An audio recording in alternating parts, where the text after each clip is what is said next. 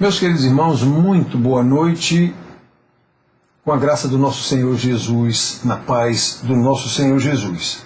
Então estamos aqui, mais uma vez, para dar continuidade àquela nossa lição, número 38, que é um resumo da carta aos Efésios. Como já falamos aqui, não é tarefa fácil fazer um simples resumo da carta aos Efésios. Mas como nós estudamos sobre a armadura do Espírito, né? Então, eu disse para os irmãos que depois a gente fazia um breve resumo da carta.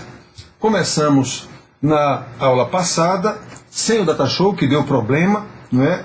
E conseguimos, mesmo fechada a loja, é meu amigo, o rapaz da loja, e ele já deu jeito no data show, mas estamos sem ele ainda agora. Vamos concluir nossa aula, nossa lição, ainda sem ele, vendo aqui o material.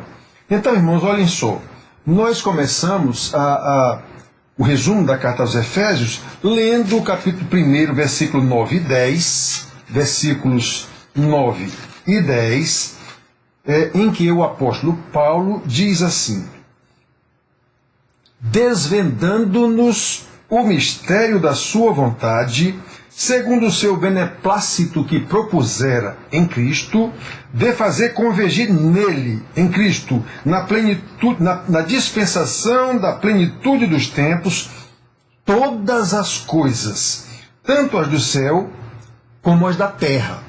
Então nós já vimos que o que Paulo explica aos irmãos efésios aqui é um mistério, digamos assim, da salvação que lhe foi desvendado, que foi revelado a ele. E esse mistério envolve o plano eterno de Deus, não é, de convergir todas as coisas na plenitude dos tempos, convergir tudo no Senhor Jesus, tanto as coisas daqui da terra como do céu, de qualquer lugar. E nós sabemos disso porque, de fato, está escrito em outros lugares. Paulo explicou isso em outro lugar. Mas aqui, essa carta aos Efésios, ele está lembrando isso aos irmãos, que o que ele está dando a entender, ou relembrando, na verdade ele está relembrando, é até bom. Eu sempre falo para os irmãos que o verbo lembrar, por conceito, pressupõe conhecimento prévio, e quando Paulo explica essas cartas, Pedro, na lição de domingo do presbítero Daniel, ele lembrou, Pedro estava relembrando aos irmãos coisa que eles já sabiam, eles já tinham ouvido. Ele estava relembrando aos irmãos que deviam permanecer nesse conhecimento. As cartas de Paulo, todas elas são assim.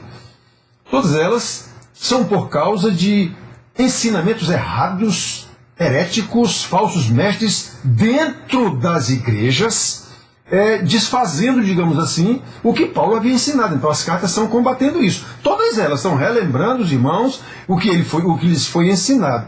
Essa carta aos Efésios, ela tem, como eu disse para vocês da vez passada, alguns versículos aqui que dão a entender que Paulo não escreveu isso exatamente aos Efésios, né? Inclusive muitos dos manuscritos que se tem em mão, que os estudiosos têm acesso a eles e tudo, não está escrito aos santos que vivem em Éfeso, não está escrito isso, está escrito aos santos que vivem em Éfeso, não. Ele apareceu em outros manuscritos já muito tempo depois. Muito bem, o fato dele dizer aqui, se é que há entre vós fé no Senhor Jesus, ora, como é que ele ia dizer isso aos Efésios se foi ele que fundou a igreja, foi ele quem pastoreou durante 3 anos? Há outros 2 versículos que ele diz a mesma coisa. Quer dizer, pondo em dúvida esse relacionamento, se é que os Efésios até o conheciam, alguma coisa assim. Então é meio complicado, mas isso não é da nossa conta agora. E nem interessa também se foi aos Efésios ou não, o que interessa é o ensinamento. Então, irmãos, ele diz isso aqui, não é? É uma relação com toda a criação, como nós vimos no versículo 10, na plenitude dos tempos, fazendo convergir tanto as coisas do céu como da terra. Ele diz que isso é um desígnio eterno de Deus, lá no versículo 4, nós vimos assim como nos escolheu nele, em Jesus, antes da fundação do mundo, para quê? Para sermos santos e irrepreensíveis perante ele. Por isso, ele amor, nos predestinou para isso. Então, olha a vocação para a qual nós fomos chamados. Aí ele vai no versículo 22 e 23 dizer: e pôs todas as coisas debaixo dos seus pés. Dos pés de quem? Dos pés do Senhor Jesus. E para ser o cabeça sobre todas as coisas, o deu à igreja, a qual é o seu corpo, o corpo de Cristo. Ele está falando, a base aqui do que ele está falando é Cristo. A plenitude, a qual a igreja é a plenitude do seu corpo, é o seu corpo, aliás, a plenitude daquele que tudo enche em todas as coisas. Então nós ficamos lembrando aqui aos irmãos, o que Paulo lembrou a esses irmãos aqui, a revelação que lhe foi dada. Olhem a vocação para a qual nós fomos chamados, para ser a família de Deus. Nós já vimos aqui na primeira lição, nos versículos que nós lemos do capítulo 1 e capítulo 2, hoje vamos ler o 3, nós ficamos ali no final, no 2, mas só lembrando isso, nós fomos chamados, não tínhamos esperança, não tínhamos Deus, não tínhamos nada, estávamos mortos, como ele diz isso no início do capítulo 2, mortos em nossos delitos e pecados. Ele nos deu vida e nos incluiu na sua família, desmanchou a inimizade que havia entre judeus e gentios, porque os judeus se achavam porque de fato a lei dizia isso, né? Eles eram o povo exclusivo de Deus, então eles não queriam acordo com outras pessoas que não fossem do seu povo, dos judeus, os circuncidados, como Paulo chama da circuncisão. Eles não queriam nem conversa, né? Então os que eles faziam prosélitos, que era isso que os fariseus faziam, tinham que se circuncidar para poder entrar na religião, e assim mesmo só iam até o pátio dos gentios. Eles não podiam passar para onde os judeus iam, dentro do templo e tudo. Então Paulo está dizendo que tudo isso acabou. Agora nós somos um só corpo, uma só família, da família de Deus, somos herdeiros e co-herdeiros com Cristo. Irmãos, olhem a vocação para a qual nós fomos chamados. Então eu já disse para vocês que esse livro aos Efésios, ele é o mais profundo que tem no tocante à igreja, mostrando o que é a igreja e como foi feita essa igreja, tudo. Uma vez que agora é a igreja, como é que ela deve viver? Todas as cartas, a base do discipulado das cartas é isso. É dizendo quem nós éramos, agora quem nós somos, como é que nós fomos feitos o que agora nós somos, e como é que agora devemos viver como o que somos, a igreja de Deus. É disso que trata todas as cartas apostólicas. Mas essa carta de Efésios aqui, ele mostra a profundidade da coisa. Nós já vimos logo no primeiro capítulo aqui, do 15, versículo 15 em diante, ele mostrando o tamanho do poder que nos converteu. Foi o mesmo poder que ressuscitou o Senhor Jesus. Nós vimos isso aqui. Então é uma coisa muito profunda. Ser crente não é só ir para a igreja de domingo. Não é só dizer que eu sou protestante, eu sou da igreja tal, eu sou presbiteriano, eu sou batista. Não é só isso. Não é só isso. É por isso que eu luto tanto nesses ensinamentos com os irmãos, para ver se a gente entende a profundidade, como Paulo diz aqui. Qual é a largura, o comprimento, a altura, a profundidade? É isso que ele está tentando mostrar para esses irmãos aqui. E, pelo visto, não adiantou lá muita coisa. As igrejas não mais existem hoje, né? As igrejas, muitas delas não existem mais hoje. Então, irmãos, nós vemos aqui que Paulo ora a Deus, diz que ora dando graça pelos irmãos, e na mesma oração ele diz que está intercedendo a Deus, rogando a Deus, para que dê entendimento a esses irmãos, para que eles abram os olhos do coração, para que entendam a magnitude da revelação. Aí nós já vimos isso aqui, 2 vezes até onde nós chegamos aqui, ele ora pelos irmãos pedindo isso. Então nós chegamos lá que ele ora novamente para que os irmãos e nós, todos aqueles irmãos a quem ele escreveu e nós, possamos compreender e desenvolver essa vocação para a qual nós fomos chamados. Versículo 19. E qual a suprema grandeza do seu poder para com os que cremos, segundo a eficácia da força do seu poder. Lembrando o tempo todo, irmãos, nós não temos suficiência em nós mesmos, como vimos na pregação de ontem. Como o próprio Paulo explica aos Coríntios, né? Aos Coríntios. Lá, 2 Coríntios, no capítulo 1, se eu não me engano, é versículo 2, no capítulo 2, versículo 16, eu acho que depois no capítulo 3, versículo 5, dizendo quem é suficiente para essas coisas? Ele estava falando de pregar o Evangelho. Quem é suficiente para essas coisas? Resposta obrigatória a essa pergunta retórica: ninguém. Mas ele diz lá no 3, 5, mas a nossa suficiência vem de Deus. É por isso que nós somos capacitados a pregar o Evangelho. É por isso que nós somos capacitados a fazer parte da família de Deus, como ele diz aqui, por causa da força do seu poder. Aquela mesma força do seu poder que ele diz lá no 6:10, de onde nós começamos a lição sobre a armadura do Espírito. Quanto ao mais, ou seja, depois dele ter informado toda a grandeza dessa revelação que lhe foi dada, ele diz: quanto ao mais, sede fortalecidos no Senhor e na força do seu poder, lembrando que a nossa luta, uma vez sabedores do que foi que aconteceu conosco, continuamos sem ter suficiência em nós mesmos e precisamos da suficiência de Deus que vem fortalecidos no Senhor e na força do seu poder. Foi disso que nós tratamos. Aí, irmão, nós falamos que é por isso que ele lembra que Deus é poderoso para fazer infinitamente mais do que pedimos e pensamos. E dissemos para vocês que a gente ia começar daqui, ia recomeçar daqui a aula. Por quê?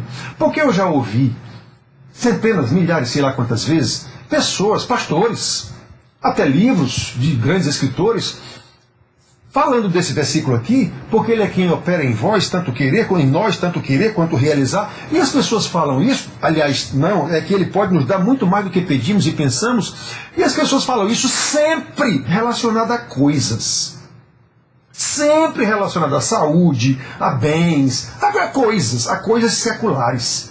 E não é disso que o homem está falando. O que o homem está falando aqui é da revelação extraordinária que Deus lhe deu sobre a nossa salvação e está pedindo a Deus que ilumine os irmãos para que eles possam entender.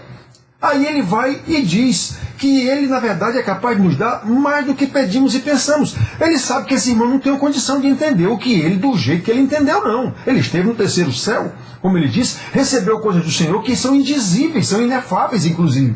Aí ele diz assim, ora, aquele que é poderoso, foi aqui que nós paramos, aquele que é poderoso para fazer infinitamente mais do que tudo quanto pedimos.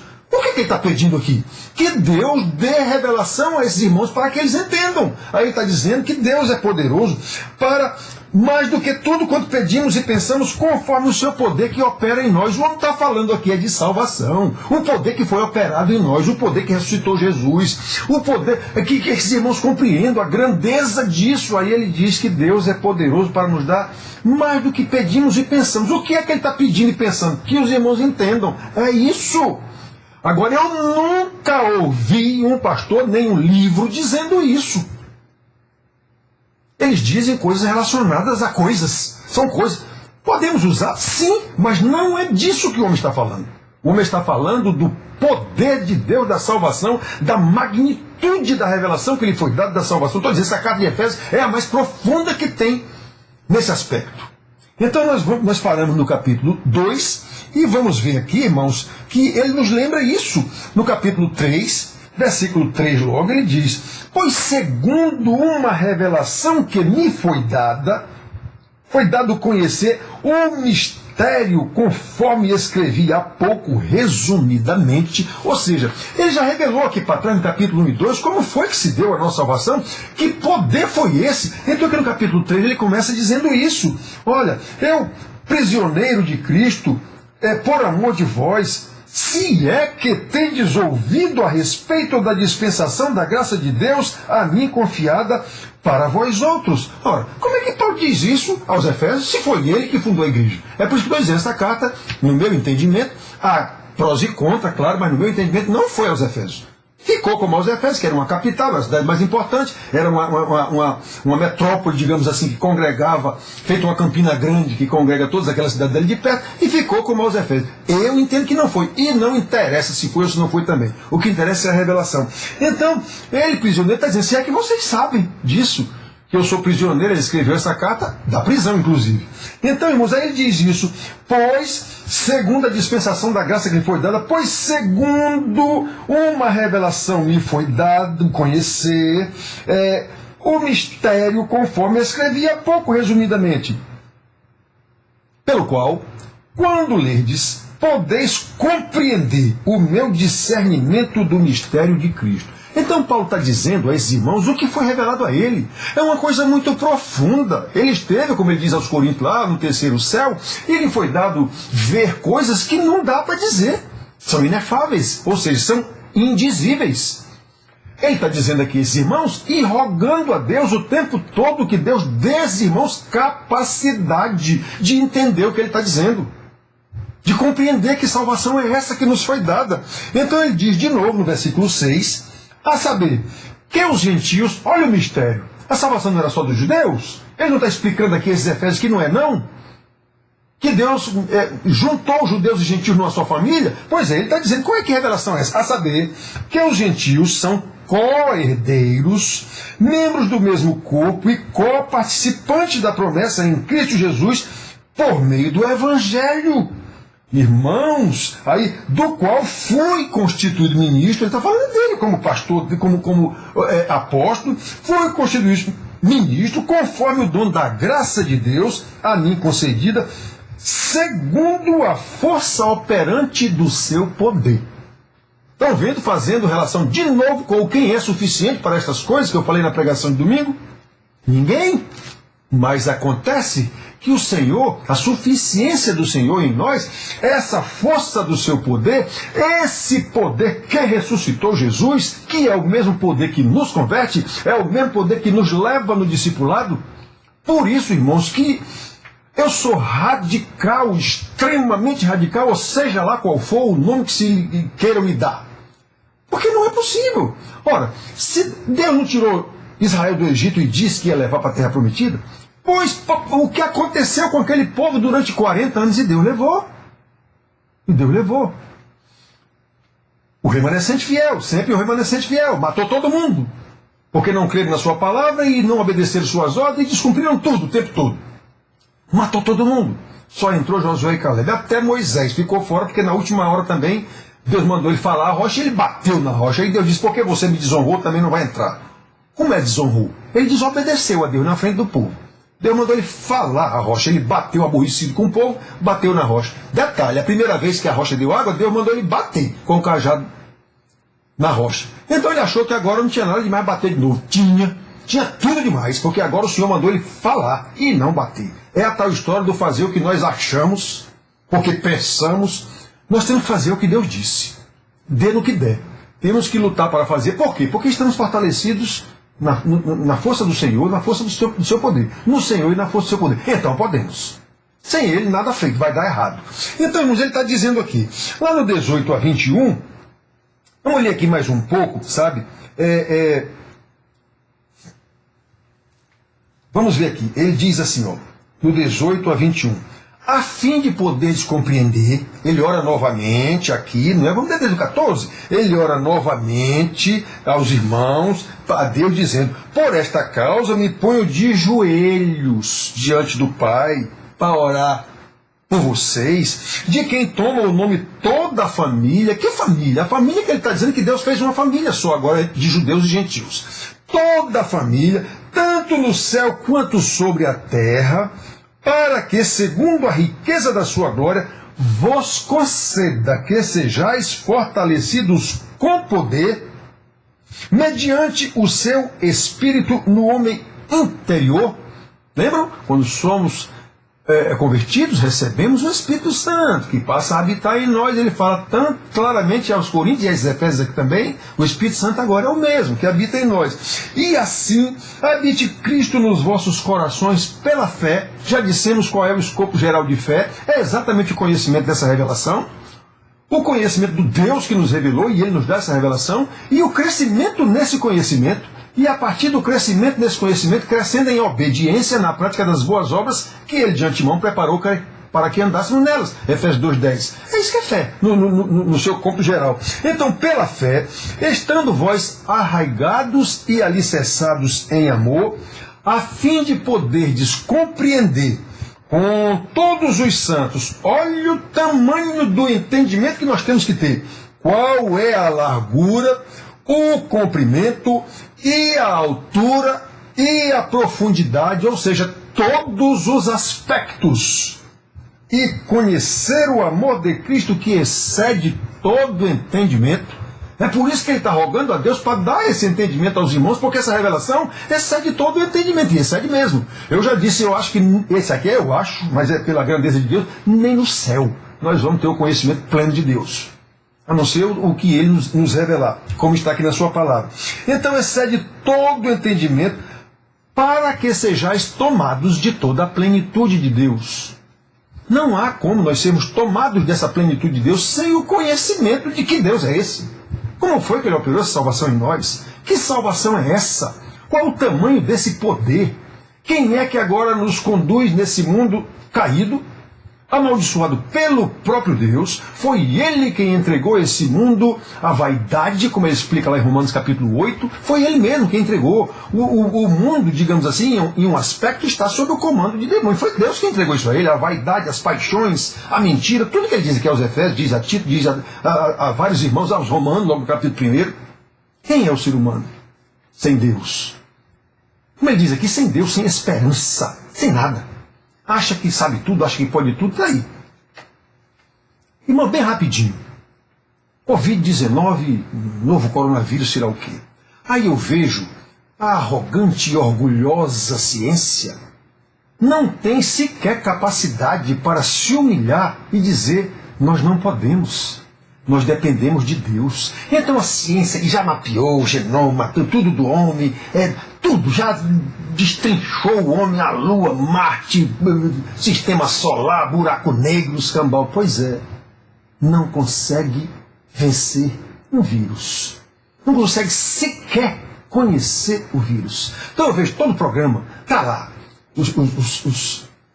os cientistas, né, com suas pipetas lá, tira daqui, bota aqui, tira daqui, bota aqui, tira daqui, bota aqui, não sabem nada. O que eles descobrem a toda hora é que não sabem. Então, vejam só, irmãos, imagina o tamanho do poder que nos deu essa salvação, o poder que ressuscitou o Senhor Jesus, como ele diz lá no capítulo 1 logo. Aí ele está dizendo aqui que nós temos, ele está rogando a Deus para que nos dê esse entendimento em amor, para que a gente possa conhecer essa largura, profundidade, altura, comprimento, com o conhecimento, a plenitude de Deus. Aí, no versículo 20, ele diz isso. Que eu estou dizendo que eu vejo todo mundo quanto é pastor, em tudo quanto é livro, em tudo quanto é pregação, falando isso como se fossem coisas da nossa vida secular. Ora, aquele que é poderoso para fazer infinitamente mais do que tudo quanto pedimos ou pensamos, conforme o seu poder que opera em nós, a ele seja toda a glória na igreja e em Cristo Jesus por todas as gerações, para todo sempre. Amém.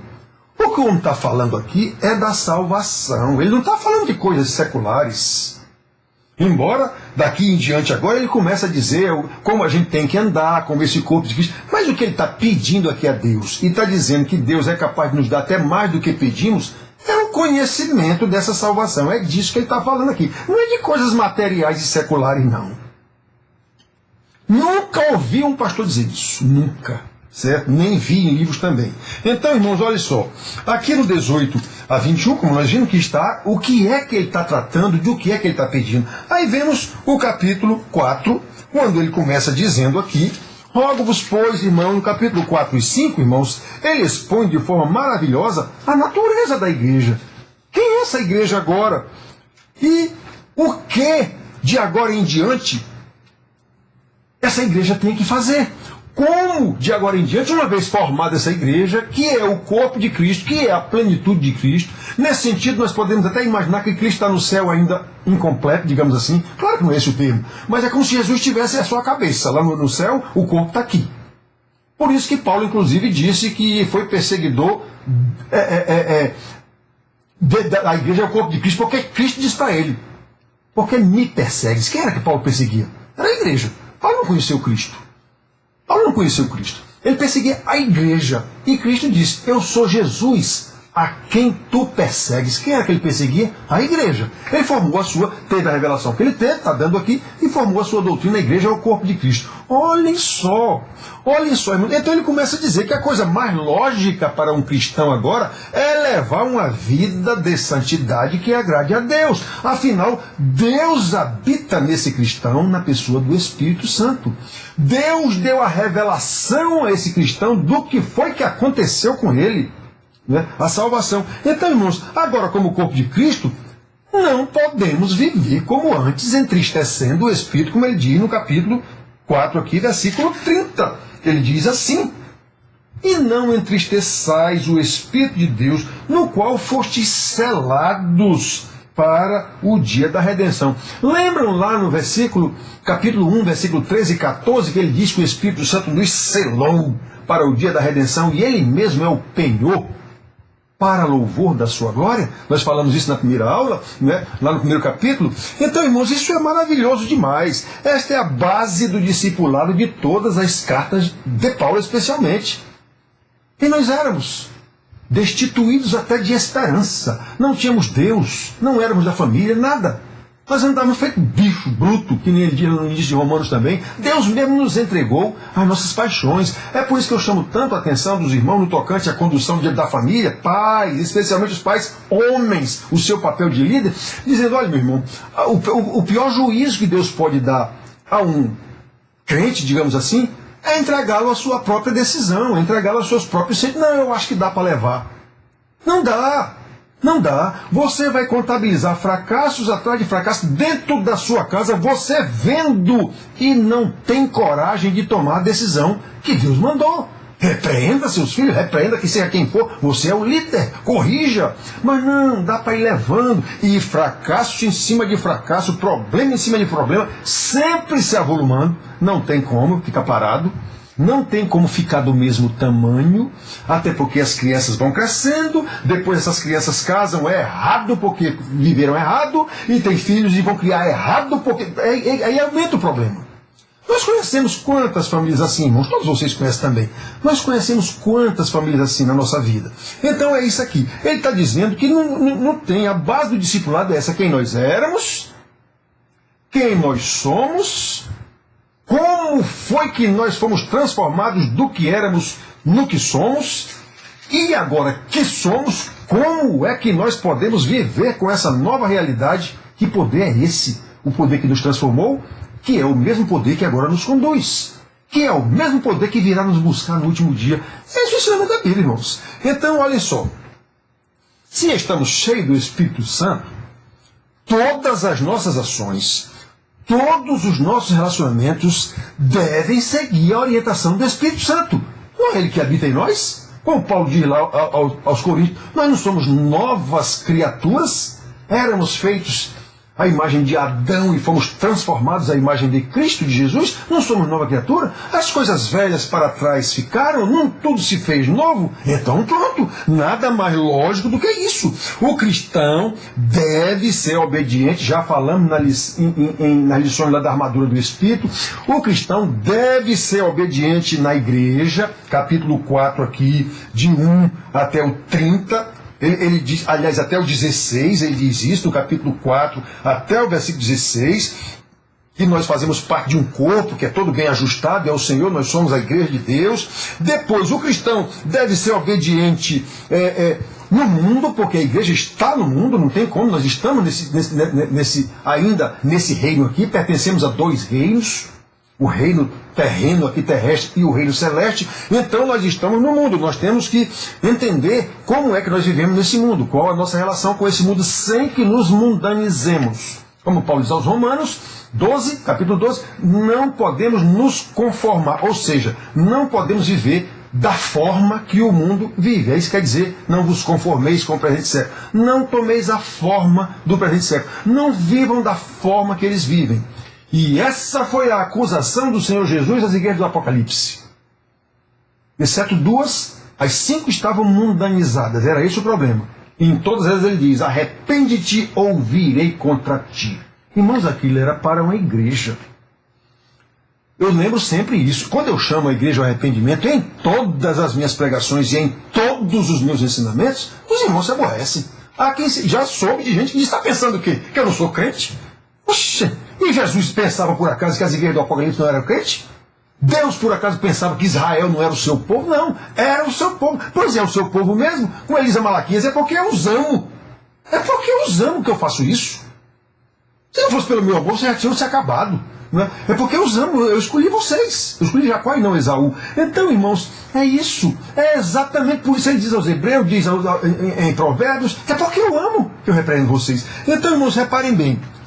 Temos que viver no mundo, em obediência no mundo, obedecendo autoridades e tudo que precisa ser obedecido, desde que não desobedeça a Deus, nessa obediência às autoridades. Não é? Então, nós temos que ser obedientes no mundo, nós já vimos isso também em uma aula aqui.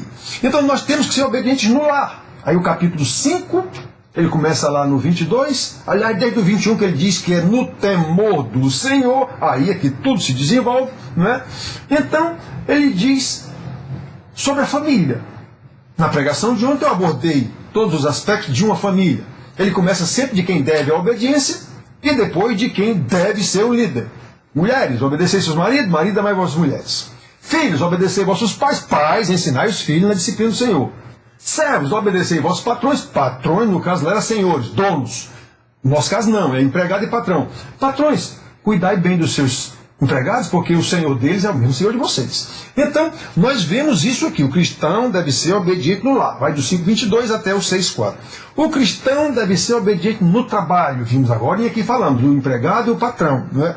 Ou seja, agora, como crentes, membros da família de Deus, a igreja de Cristo, que é o seu corpo, como o homem diz aqui, devemos andar no Espírito, que é quem está cuidando desse corpo aqui na terra agora. É esse o papel do Espírito Santo. Nós vimos aqui no capítulo 1 que ele dá o papel de cada um. Deus nos escolheu na eternidade, nos predestinou, e nele, no Filho, em Cristo, no amado, nos predestinou. Aí fez isso, versículo 6, para louvor da sua glória. Aí vem o amado fez isso, o amado Cristo. Versículo 12, e ele fez tudo isso, como é que se diz? Consumou a nossa salvação, e está lá no versículo 12 que ele fez isso para o louvor da sua glória. Aí o 13 e 14 fala o papel do Espírito Santo, que é aquele que nos selou, é a nossa garantia, é o nosso penhor, é ele que está aqui, como o Senhor Jesus disse, eu vou subir para o Pai, mas não vos deixarei órfãos, eu vos mandarei, está lá em João, vos mandarei outro Consolador, que é outro Consolador igual a ele era o Consolador que estava aqui. Enquanto ele estava com seus discípulos, eles nunca padeceram nada. Os seus discípulos estavam sendo orientados pelo próprio Deus, no poder do próprio Deus. Quando ele foi preso, como eu preguei ontem, quando ele foi preso e perderam a sua liderança, os discípulos ficaram, digamos assim, sem o seu Deus naquele momento e negaram vergonhosamente o Senhor, traíram o Senhor e ficaram morrendo de medo, mesmo quando ele ressuscitou e apareceu e eles o conheceram. Eles o conheceram, ele ainda passou 40 dias com eles aqui, ensinando ainda ele, lembrando o que ia acontecer, o Espírito virá. E eles continuaram acovardados, tudo fechado dentro de uma casa lá, morrendo de medo. Quando veio o Espírito Santo, aí sim, agora nós estamos de novo no poder de Deus em nós. Como eles estavam com Jesus, com eles, agora nós temos o poder de Deus em nós. Aí eles ficaram desassombrados para morrer pelo nome do Senhor. E então, nós somos crentes agora, não recebemos o Espírito Santo quando somos convertidos? Ele não está em nós? Então, nada mais se deve esperar de um crente do que estar fortalecido no Senhor e na força do seu poder. E já vimos na lição sobre a armadura do Espírito como é que a gente veste essa armadura e se fortalece. Então, irmãos, tudo tem que ser com constante enchimento do Espírito Santo, como ele diz lá no capítulo 5, versículo 18, e não vos embriagueis com vinho. Ele faz aqui uma comparação. Quem está embriagado com vinho é levado à dissolução. Vida dissoluta, prostituição, corrupção, o que for, porque ele está fora das suas faculdades mentais mais nobres. O álcool tem um poder inibidor. Então ele diz que, ou seja, ao invés de estardes dominados pelo álcool, vocês devem se encher do Espírito, ficar sóbrios no poder do Espírito, enchei-vos do Espírito. Aí ele vai dizer como é isso, né? E no 21 ele diz: sujeitando-vos uns aos outros, irmãos, como ele explica aos Filipenses, ele explica aos Efésios, ele explica aos Colossenses, que a gente tem que sempre considerar o outro como superior a nós. Sempre tem em vista a edificação do irmão. Ele tem a preocupação de me edificar. Esse é o problema grande conjugal. O marido quer que a mulher seja como ele quer. Ela quer que o marido seja como ela quer. Nem ele quer fazer o que Deus mandou ele fazer como marido, nem ela quer fazer o que Deus mandou que ela fizesse como esposa. Ela quer fazer o marido fazer o que ela quer. E o marido quer fazer a mulher fazer o que ele quer. Não vai dar certo. É esse o problema. Cada um se acha suficiente para resolver as paradas do jeito que ele quer. Não vai dar certo. Então ele está dizendo aqui, sujeitando-vos uns aos outros no temor do Senhor, como ele diz aqui. Então, irmãos, assim nós podemos seguir. Aí nós podemos seguir. Nessa última sessão, então, Paulo lembra, esses irmãos já tinham conhecimento disso. Ele deu um ensinamento aos irmãos agora e sempre pedindo a Deus que esses irmãos se aprofundassem nesse conhecimento pela graça de Deus. Deus lhes abrindo o entendimento. É isso que o homem está dizendo aqui. Que ele, inclusive, é capaz de nos dar mais do que pedimos e pensamos. Nesse sentido, é isso que ele está falando. Então, muito bem. Para quê? Para que vivamos de acordo com a soberana vocação para a qual nós somos chamados, que é ser feitos filhos de Deus, família de Deus, herdeiros e co-herdeiros com Cristo. Meu Deus, isso é grandioso demais. Se a gente, olha, quem tiver uma noção, digamos assim, de quem é Deus, fica impressionado com isso. Deus me fez herdeiro do seu reino. Os tais pentecostais que falam que Deus é o dono do ouro e da prata, eles falam isso, sempre se relacionando a coisas materiais, ouro e prata no sentido de riqueza aqui. Não é isso coisa nenhuma. Deus é o dono do ouro e da prata, ele é o dono do mundo. E ele nos fez herdeiros disso, mas o homem está falando de salvação. Ele não está falando de bens da terra, não. Até porque isso não interessa na salvação. Essa história de rua de ouro, do Apocalipse, portão de pérola. Por que o homem escreveu isso? Porque nós sabemos qual é o valor de pérola e qual é o valor de ouro. Mas para Deus tanto faz, se é ouro, se é barro, se é o que for. Tudo faz parte da sua criação, são coisas que ele fez, tudo para louvor da sua glória. Eu já disse, irmão, quem for para o inferno, vai para o inferno para a glória de Deus. O inferno foi feito para a glória de Deus. Não interessa. Agora, os salvos sabem dessas coisas. Como Jesus disse, no último dia, todo joelho se dobra. Esse todo joelho é todo joelho mesmo. E toda língua confessará, toda língua mesmo, confessará que tu és Senhor. Todos glorificarão a Deus de qualquer forma, ou de um jeito ou do outro, seja o que for. Toda a criação foi feita para a glória de Deus. Se houver alguma coisa fora desse objetivo, então Deus não é soberano sobre todas as coisas. Então nem todas as coisas são para a glória de Deus, como nós vemos a Bíblia dizendo o tempo inteiro que é sim. Tudo que ele fez é para a sua glória. Montes, mares, o que for. Feras do campo, monstros marinhos, tudo. Muriçoca, vírus, tudo foi feito para o louvor da sua glória. Esse vírus está destruindo todo mundo aqui, é de Deus, não é do diabo não. O diabo não tem nada. A única coisa que lhe pertence é a mentira. É o poder de destruição que Deus mesmo lhe deu, por enquanto. Né? Então, irmãos, nós temos que ver isso. Quando nós sabemos quem é Deus, e nós sabemos que Deus nos adotou como filhos, vocês já pensaram quem é alguém ser adotado como filho do Bill Gates, por exemplo?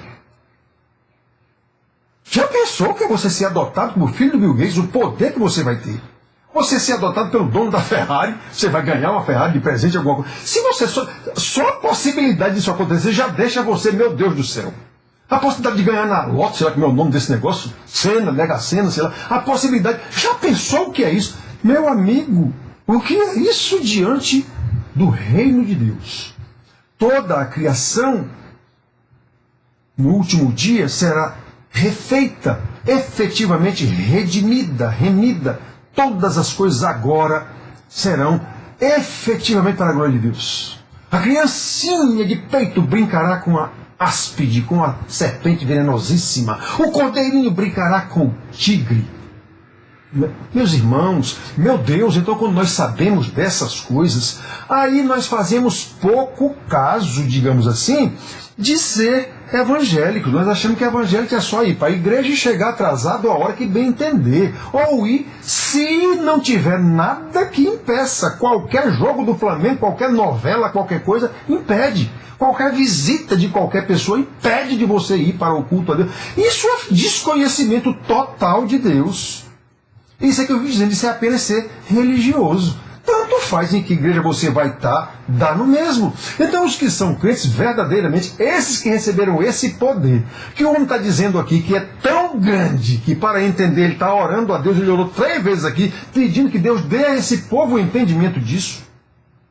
Que poder é esse? Que salvação é essa? Que vocação é essa que Deus me escolheu? Fazer família, fazer parte da família dele. Eu sou herdeiro do mundo. Não é da Ferrari, nem da Microsoft. É do mundo. Eu sei o que é isso. E olha que eu não estou falando aqui, quando eu falo em Ferrari e Microsoft, eu estou falando em valores seculares. O reino de Deus não excede todo o entendimento, como o mundo está dizendo aqui. Excede até todo o entendimento. E eu sei que eu faço parte desse reino, eu faço parte dessa família. Meu Deus, isso é grandioso demais, meus irmãos. É por isso que eu digo, isso aqui é um negócio tremendo. E tremendo é algo que causa temor, é algo que faz tremer. Ninguém mais do que Deus tem essa capacidade. Ninguém. Então, irmãos, nós precisamos saber disso aqui. Nós precisamos saber disso. É por isso que Paulo lembra que, uma vez aprendido isso, para que vivamos de acordo com essa soberana vocação, não é? Há um probleminha.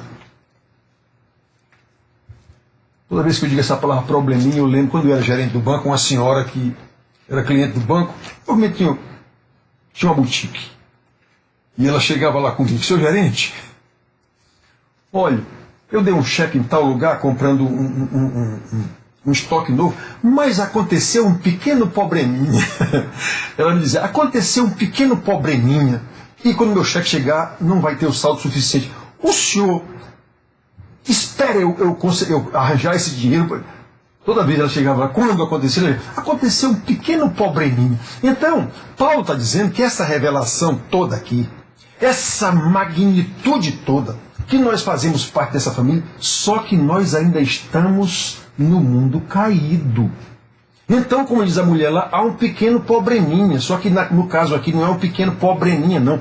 É um problemão que nós temos que conviver com ele, que é exatamente, irmãos, a poderosa oposição do diabo, que foi Deus quem deu a ele esse poder para fazer essa oposição. Detalhe, foi Deus quem deu a ele e seus demônios poder para fazer essa oposição. Eles são criaturas de Deus. Então temos que entender todas as coisas.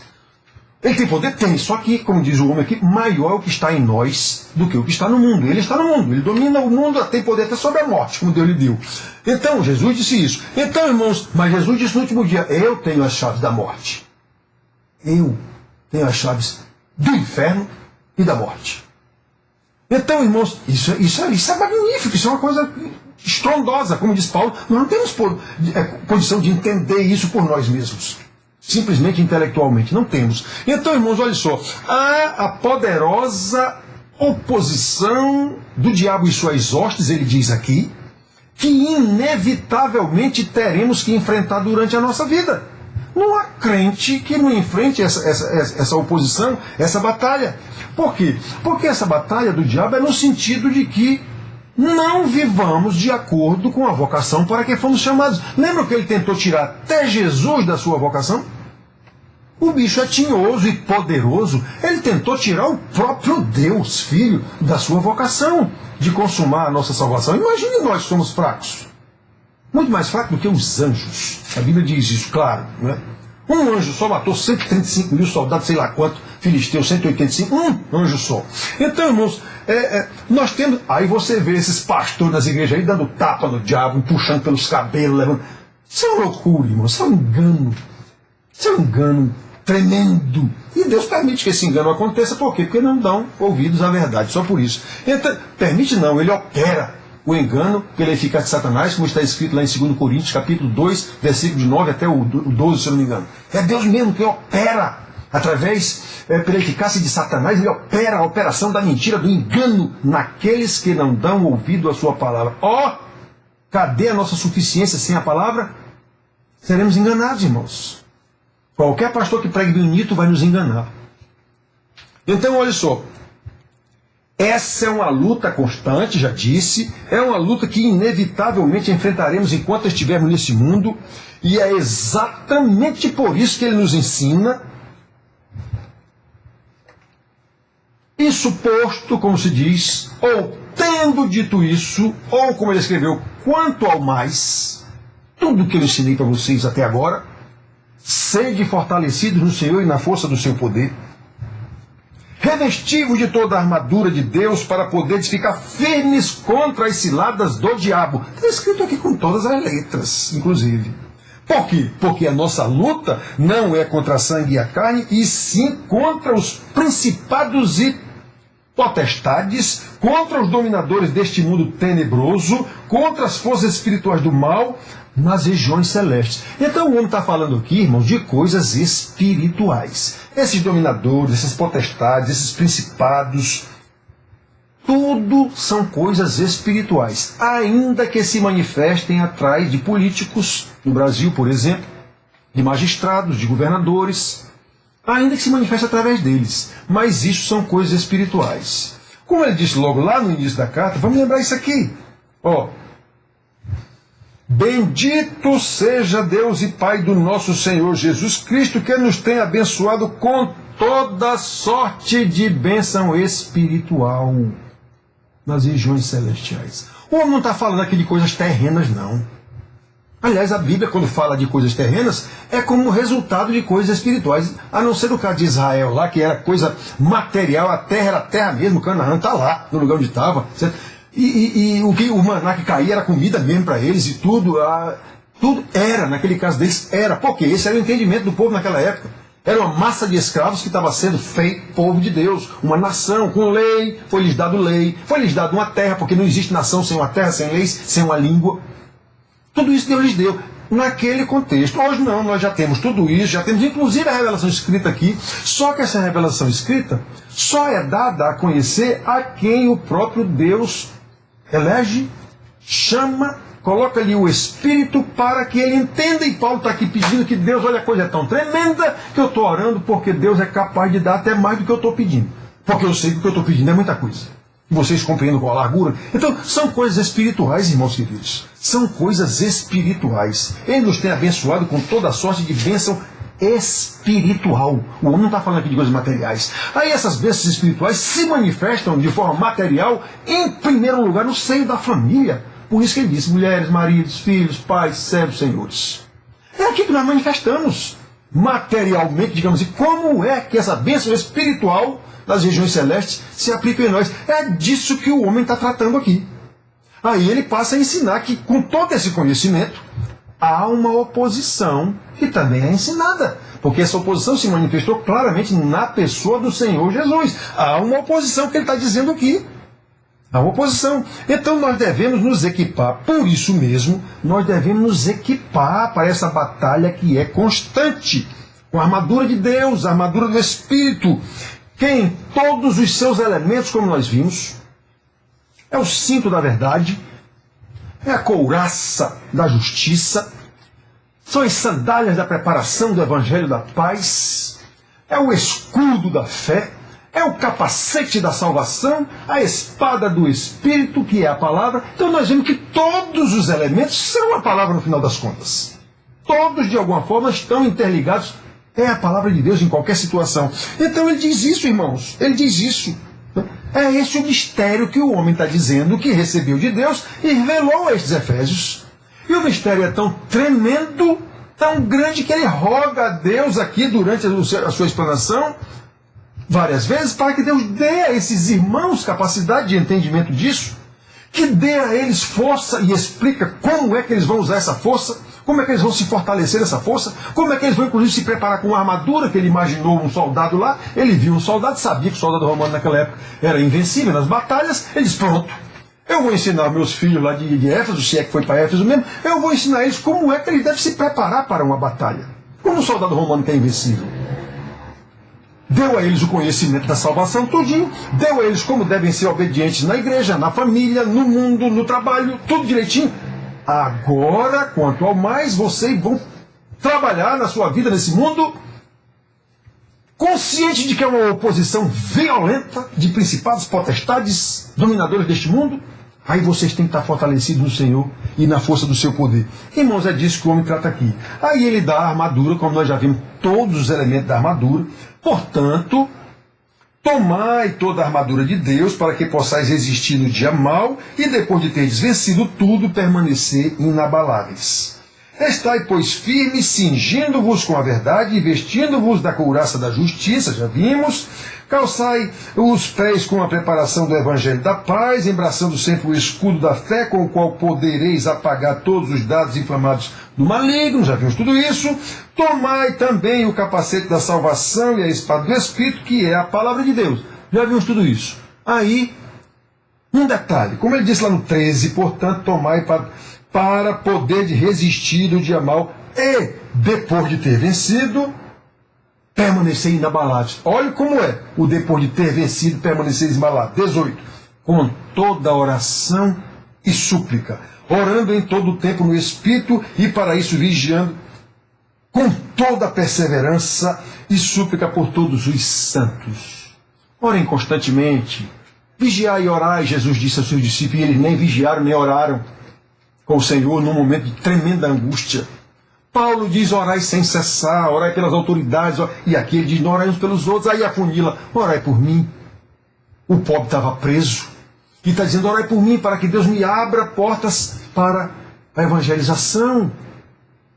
É assim, irmãos, que a gente, depois de tomar conta, com o entendimento de tudo que o homem ensinou aqui, viver desse jeito, e não esquecer nunca, sempre fortalecidos, mantendo essa fortaleza, digamos assim, essa perseverança na oração, no Espírito, o tempo em todo. É este o mistério da vontade de Deus, lá no versículo 9, que o homem diz aqui, né? Que o homem de Deus diz aqui, desvendando-nos o mistério da sua vontade, segundo o seu beneplácito que propusera em Cristo, de fazer convergir nele, na dispensação da plenitude dos tempos, todas as coisas, tanto as do céu quanto as do inferno. Quanto as do céu, quanto as daqui da terra. E até do inferno também, se for o caso. Tudo é do Senhor. Aí ele diz, como nós já vimos aqui, né? Que tudo, de qualquer forma, tudo, Deus vai convergir para ele, e nós somos os agentes desse negócio, enquanto estamos aqui. Por quê? Porque somos o corpo de Cristo. O corpo de Cristo. A cabeça manda, mas quem opera é o corpo. Quem trabalha é o corpo, nós, irmãos. Então, é isso. Segundo o seu beneplácito que propuseram em Cristo, beneplácito é o quê? Sua vontade soberana, sua decisão soberana, seu conselho soberano. É isso que é beneplácito, essa palavra. Quem não sabe o que é isso? É o seu consentimento dele mesmo. Né? É a sua, digamos assim, a sua aprovação pessoal. Não foi ninguém que deu pitaco, ou aconselhou, ou nada. É isso que quer dizer beneplácito. Então ele propôs isso em Cristo Jesus, e foi revelado ao apóstolo para que ele revelasse na sua pregação, onde quer que ele passou, nesse caso aqui, aos Efésios. Segunda carta aqui é aos santos de Éfeso. Então, irmãos, e isso veio parar aqui. Eu garanto para vocês, nenhum apóstolo nunca imaginou que essa escritura ia estar aqui no século 21. Eles mandaram essas cartas para as igrejas, uma para uma igreja, eles sequer imaginaram que elas seriam encadernadas, todas elas, para compor o que seria o Novo Testamento. Eles conheciam as Escrituras, que era o Velho Testamento, os rolos, que era o Velho Testamento. Era isso que eles conheciam. Quando falam das Escrituras, eles estão falando da lei, dos profetas e dos salmos, como eles dizem. Então eles não sabiam que isso depois ia ser encadernado tudo direitinho. Isso levou 4 séculos, quase 5, ainda entrou no 5º século. A brigaiada, como se diz na Paraíba, maior do mundo, dos líderes da igreja, na época, estudante. O Espírito Santo cuidou de entrar o que era. Né? Nós temos a carta aos Coríntios, por exemplo, na primeira carta ele diz, já em carta vos escrevi. Cadê essa carta? Não está aqui na Bíblia. Ou se está misturada com a primeira ou com a segunda, ninguém sabe. O fato é que se não está, não era para estar. Pronto, o que era para estar, está. Nós temos aqui a revelação de Deus para nos ensinar. E nós só temos que fazer o que o homem está dizendo aqui. Você não tem o Espírito Santo? Então seja fortalecido no poder desse Espírito Santo, através do conhecimento da palavra, da obediência, preparado para uma luta que é inesgotável enquanto a gente estiver aqui nesse mundo. Ela é constante, não dá trégua. Quando você pensa que ganhou, quanto ao mais sede fortalecidos, e tendo vencido, permanecei perseverantes. É assim, irmãos, é essa a revelação que o homem nos deu aqui. Todas as cartas tratam disso. Em especial, e todas elas dizem que eles já sabiam. Nenhuma carta aqui é para converter ninguém. Eu tenho dito para vocês, a finalidade, o objetivo das cartas não é converter seu ninguém. É fortalecer, discipular e até disciplinar convertidos, disciplinar igrejas. Essas cartas foram escritas para a igreja, inclusive as de Jesus lá no Apocalipse. Foi para igrejas. Para igrejas. Exatamente para que os irmãos não se deixem levar por todo vento de doutrina, como ele diz aqui nessa carta aos Efésios.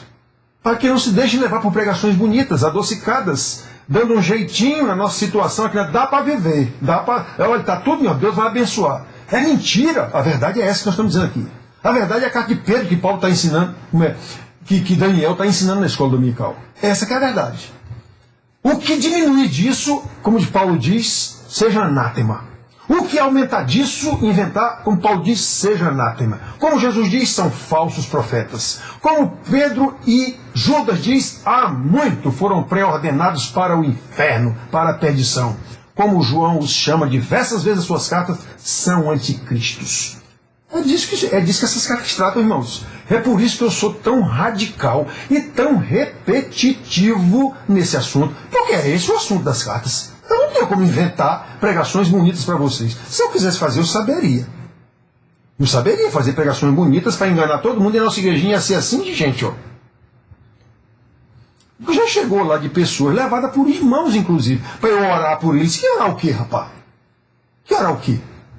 Como é que está a sua vida? Eu tenho que lhe ensinar como é que está. Que orar o quê? Eu não sou pai de santo. Então os pastores têm essa história de vai orar. Eu vou orar por você. Que orar o quê, meu amigo? Eu tenho que orar que nem Paulo. Orar que nem Paulo orou aqui. Eu vou orar pedindo para Deus lhe dar iluminação para você entender qual é a vontade dele. Essa é a minha oração. E o meu papel como pastor é lhe ensinar como é que você vai viver de acordo. É isso que é um pastor. O que fugir disso é um falso pastor. O que fugir disso é um falso pastor. Tive várias ocasiões já, irmãos. Um dia desse eu entrei, fui mandar refazer a lente do meu óculos, agora mesmo fechado, eu liguei para o camarada, ele foi me atender, né? E tinha alguém que foi também. Você sabe que o pessoal está atendendo, com o lente fechado, está atendendo aqui e ali. Aí, eu entrei lá, tinha uma senhora com um cidadão lá sentados, e ele me chamou de pastor. Pastor, olha, eu vou já vir aqui. Aí a mulher, o senhor é pastor? Eu digo, sou, minha senhora. Ore por nós estamos com uma dificuldade lá, eu e meu marido, nós estamos com uma dificuldade lá, ore por nós. Esse pessoal pensa que a gente é pai de santo, que a gente é orador por alguém, resolvedor de problema de alguém. E isso são os falsos ensinamentos da igreja, que faz as pessoas pensarem assim. Não é isso que você vê os apóstolos ensinando, como eu acabei de mostrar aqui a carta aos Efésios. Então, irmãos, que a gente tenha discernimento.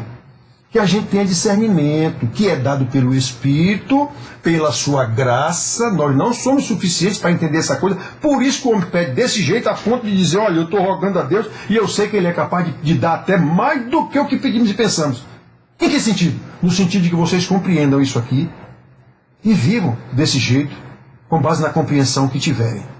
Deus nos abençoe, meus queridos, que Deus nos abençoe, para que nós sejamos... vivamos de acordo com a vocação para a qual Ele nos chamou, e como diz Paulo em algumas cartas, se é que Ele nos chamou. E se Ele nos chamou, nós vamos mostrar que Ele nos chamou. É isso que o homem está ensinando aqui. E Ele ensina em todas as suas cartas. Todos eles ensinam em todas as suas cartas. Que Deus nos abençoe então, meus irmãos queridos. Que Deus nos abençoe. Tenha uma boa noite, um sono reparador, né?